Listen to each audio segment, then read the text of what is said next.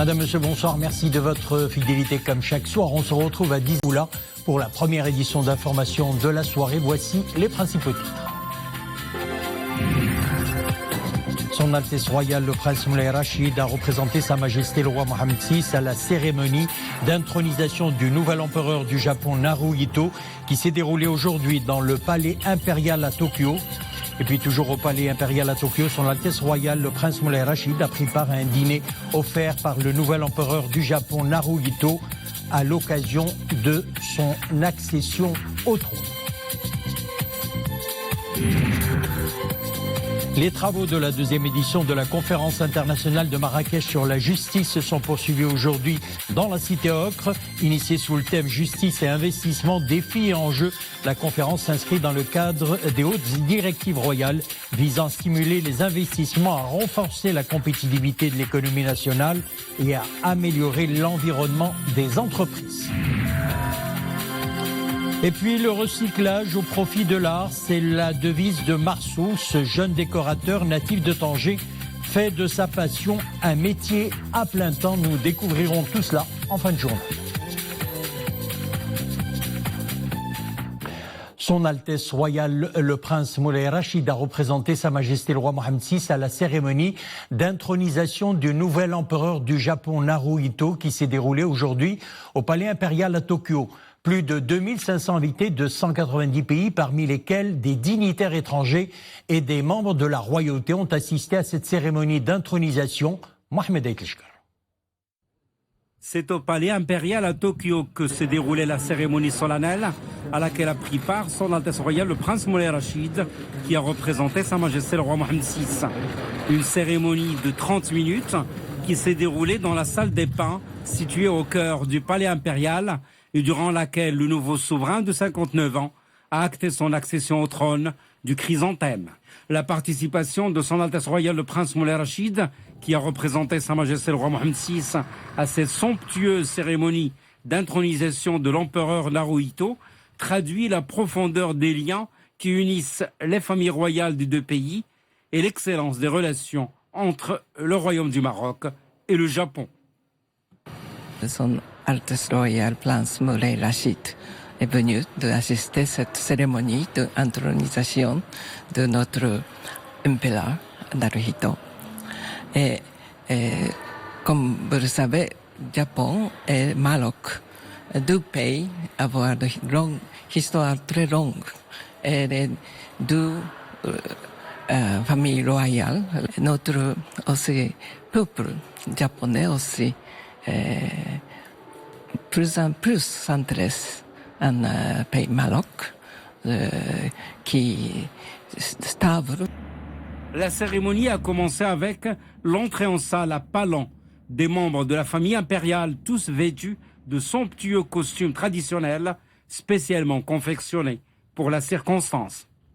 Par la suite, les rideaux ont été levés sur le trône du souverain Naruhito, le Takamikura, et sur celui de son épouse, l'impératrice Masako, le Mikodai, disposé sur des estrades spéciales d'or et de lac. Puis, 3 banzai, littéralement 10 000 ans de vie, ont salué le nouveau couple souverain.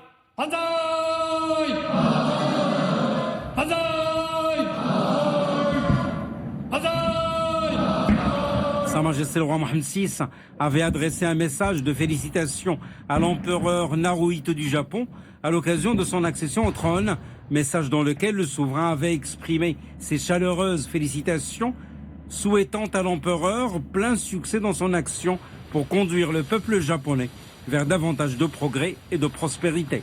Sa Majesté le Roi avait exprimé par la même occasion son appréciation des liens étroits d'amitié et d'estime mutuelle unissant les deux familles royales et des relations solides de coopération et de solidarité agissantes entre le Maroc et le Japon. This occasion, we very welcome Prince Moulay Rachid.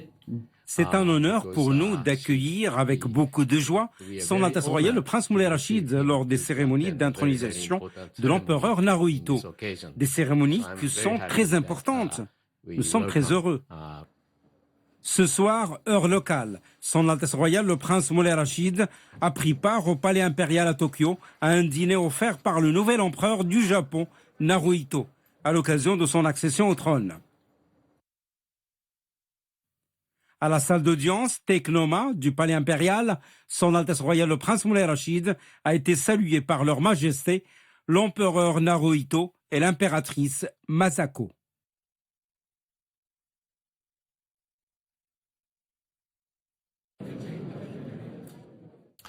Les États-Unis saluent le leadership de Sa Majesté le roi Mohammed VI dans la promotion de réformes qualifiées d'audacieuse et de grande portée au cours des 2 dernières décennies. Le communiqué conjoint ayant sanctionné des entretiens tenus à Washington par le ministre des Affaires étrangères et de la coopération africaine et des Marocains résidant à l'étranger avec le secrétaire d'État américain Mike Pompeo dans le cadre du dialogue stratégique Maroc-États-Unis d'Amérique. Ce communiqué conjoint précise que Washington exprime son appréciation du soutien précieux apporté par Sa Majesté le Roi aux causes de paix, de sécurité et de développement. Elle se faisait attendre et elle est de retour. Il a beaucoup plu ces dernières 24 heures sur plusieurs régions du royaume, à la grande joie notamment des agriculteurs. Jusqu'à 6 heures ce matin, depuis hier, il est tombé 64 mm à Oujda, 53 à Taourirt, 32 à Taza et Nadour, El Jadida 26 mm, Ifren 21 mm, 13 mm sont tombés à El Hossima, 11 à Midelt et Rabat, Sidi Slimane 9 mm, Meknes et Ben Slimane 8 mm, Kenitra 7 mm, Mohamedia 5 mm, il est tombé également 4 mm à Fès, 2 à Casablanca, Bouarfa, Rachidi, Eshfchaoun, Safi et Bni Mellel, moins d'1 millimètre. Et puis attention aux averses orageuses, elles continueront de toucher plusieurs régions du royaume jusqu'à ce soir 21h. Ces fortes pluies concernent les provinces de Rabat, L'Araïch, Kenitra, Ben Slimane, Skheirat Mara et Salé, précise la direction de la météorologie nationale. Des averses modérées intéressent également Ifren, El Jadida, Tanger, Assela, Casablanca, Mohammedia, Wasr, Berchid, Sfro et Mediouna. Quelques chutes de neige qui peuvent atteindre 5 à 10 cm sur les hauteurs de plus de 2000 mètres intéressent les provinces d'Ifren, Azilal, Bni Mellel et Midelt. Les travaux de la 2e édition de la conférence internationale de Marrakech sur la justice se sont poursuivis aujourd'hui à la Cité Ocre, dans la Cité Ocre, en présence de près de 800 représentants de plus de 70 pays. La conférence, initiée sous le thème Justice et investissement, défis et enjeux s'inscrit dans le cadre des hautes directives royales visant à stimuler les investissements, à renforcer la compétitivité de l'économie nationale et à améliorer l'environnement des entreprises. Bouchaïb Ammari et Zakaria Moqimbillah. Au programme de cette 2e journée, 4 ateliers axés sur des thématiques variées. La modernisation du système juridique des affaires, le rôle de la justice dans l'amélioration de l'environnement des affaires, l'utilisation des technologies de l'information et les enjeux des groupements régionaux. On ne peut pas accompagner les développements économiques et réaliser les défis actuels avec des lois qui datent des années 50 du siècle dernier. Il est nécessaire de moderniser les lois et d'adapter le cadre législatif. Le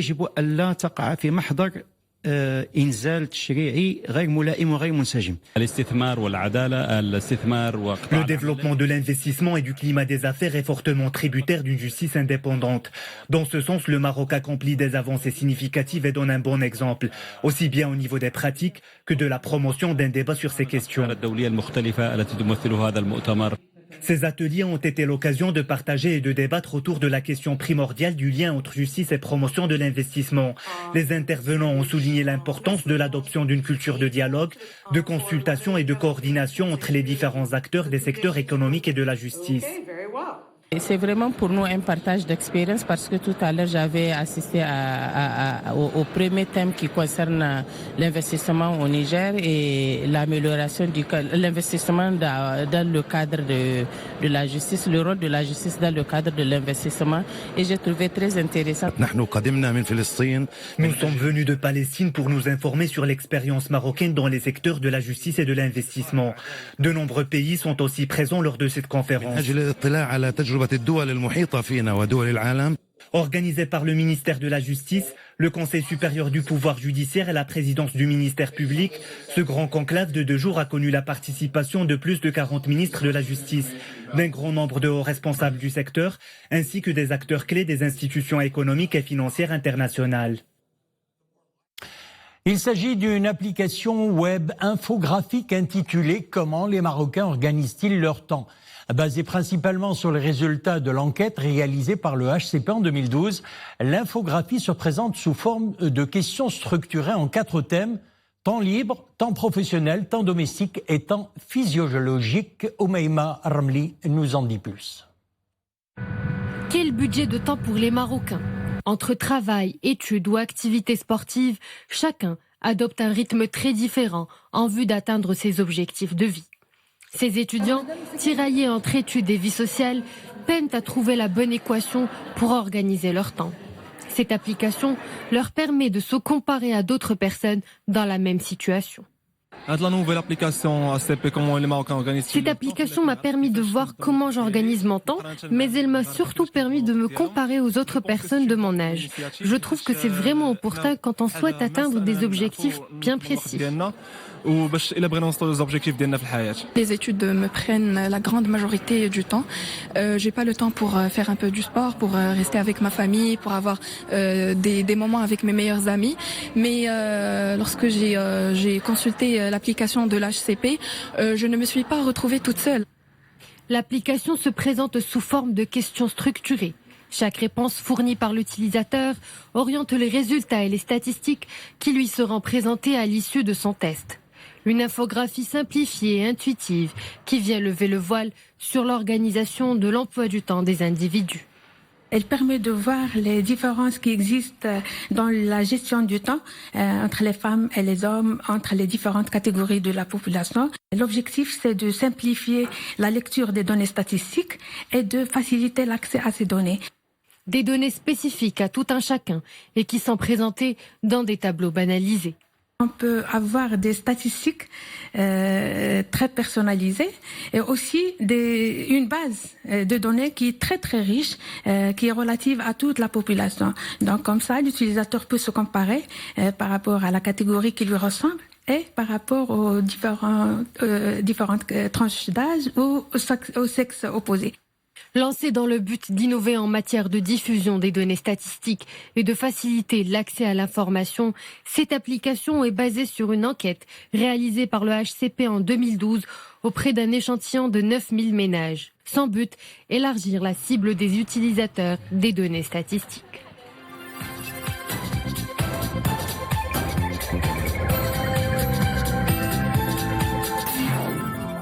On prend à présent la direction d'Addis Abeba. Le Maroc a signé aujourd'hui le traité portant création de l'Agence africaine du médicament en tant qu'agence spécialisée de l'Union africaine. L'adhésion du Royaume en faveur de la ratification de ce traité s'inscrit dans le cadre de l'engagement du Maroc en faveur de l'intégration et le développement de l'industrie pharmaceutique en Afrique. C'est ce qu'a souligné l'ambassadeur représentant permanent du Royaume auprès de l'Union africaine et de la Commission économique des Nations Unies pour l'Afrique. On va au Proche-Orient. La rue ne décolère pas au Liban. Le gouvernement libanais, qui fait face à une vague de manifestations, a annoncé l'adoption d'une série de réformes qui étaient bloquées par les divisions au sein de la coalition. Elles ont été annoncées par le Premier ministre Rafiq al-Hariri à l'issue d'une réunion extraordinaire du gouvernement, alors que les manifestants réclament le départ de l'ensemble de la classe politique, jugée incapable de trouver des solutions à la crise économique et sociale qui sévit dans le pays. Rafiq al-Hariri a approuvé la demande des manifestants pour l'organisation d'élections anticipées, sachant que les dernières législatives ont eu lieu en mai 2018.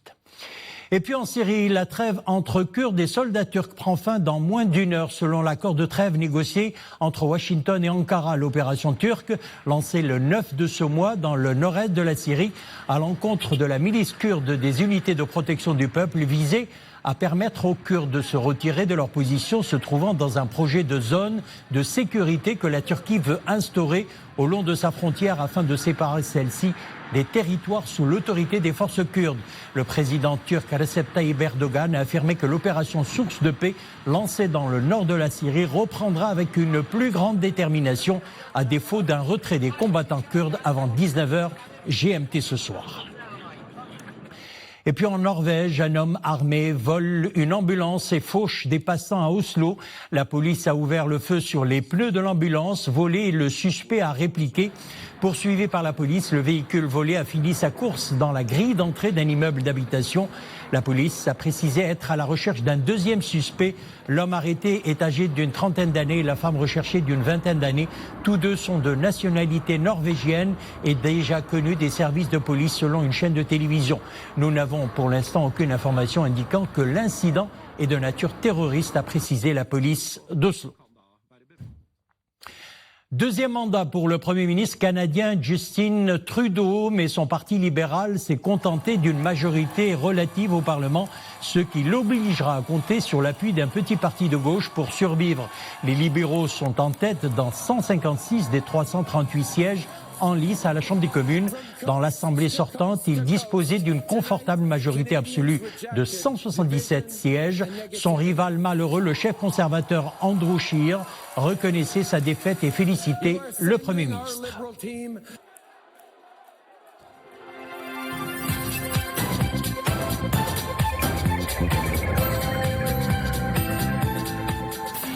On revient chez nous. L'écosystème textile au Maroc se renforce avec l'inauguration hier d'une nouvelle unité industrielle spécialisée dans la production d'articles de textile médical. L'entreprise permettra la création de près de 850 postes d'emploi directs et indirects. Elle développe actuellement une capacité de production estimée à 6 millions d'unités par mois. Amin Hennaoui, Mohamed Laroui et Nisrin Naouzdar. Avec ce grand projet, le Maroc entre dans le club restreint des pays producteurs de textiles médical à usage unique. L'entreprise est en mesure de produire tout type d'habillement nécessaire dans les différentes interventions médicales, allant de la simple visite à l'opération chirurgicale. Elle aspire à alimenter le marché local et à exporter plus de la moitié de sa production dans les années qui viennent. Nous sommes autour de 6 milliards de dirhams d'import de produits de ce type-là. Et aujourd'hui, nous assistons à un lancement d'une usine dans ce secteur-là qui a nécessité un investissement de l'ordre de 110 millions de dirhams. Implantée dans la zone industrielle de Barchid, l'entreprise a nécessité un investissement de 120 millions de dirhams. Elle a déjà obtenu toutes les certifications nécessaires pour la prise en charge des commandes d'articles textiles médicaux du monde entier. Un projet d'envergure qui permettra de booster l'emploi dans la région et de promouvoir une filière à fort potentiel de développement. Il est important de souligner que cette unité justement et sa production rentrera dans le cadre justement d'apporter à la demande du consommateur marocain. La nouvelle unité industrielle est déployée sur une surface couverte de plus de 13 000 mètres carrés. Dans une salle blanche, la plus grande d'ailleurs en Afrique du Nord, elle dispose d'un hangar de stockage avec des quais de livraison et de réception de 2500 mètres carrés. Le recyclage au profit de l'art, c'est la devise de Ezdine Marsou. Ce jeune décorateur natif de Tanger fait de sa passion un métier à plein temps. Une success story que nous racontent Khadija Rafiq et Oumayma Rabli.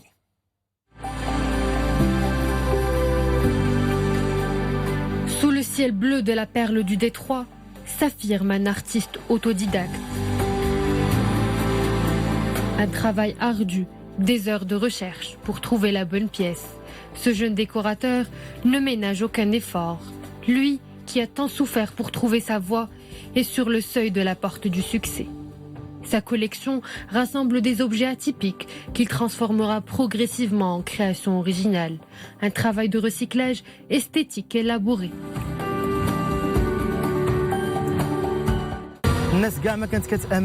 Au début, personne ne croyait en moi. J'ai rencontré beaucoup de difficultés. Les gens n'étaient pas très réceptifs. Ils n'arrivaient pas à comprendre mon art. J'ai donc pris la décision de travailler seule et de le faire chez moi.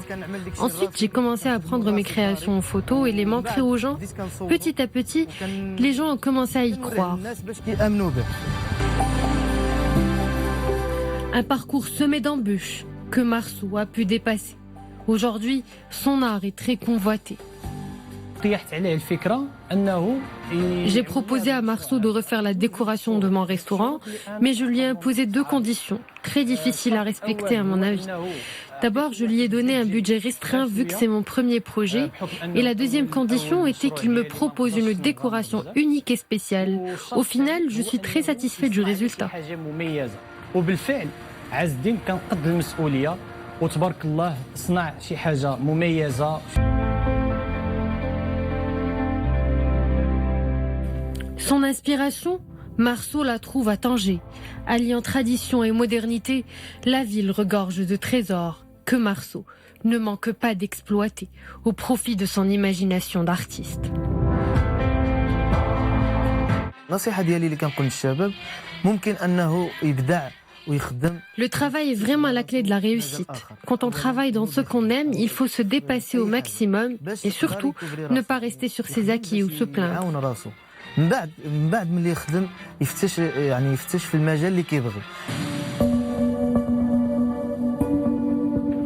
L'architecture d'intérieur comme l'art n'a pas de frontières. Marceau l'a bien compris. Quand il s'agit de création d'ambiance d'intérieur, il laisse libre cours à son imagination.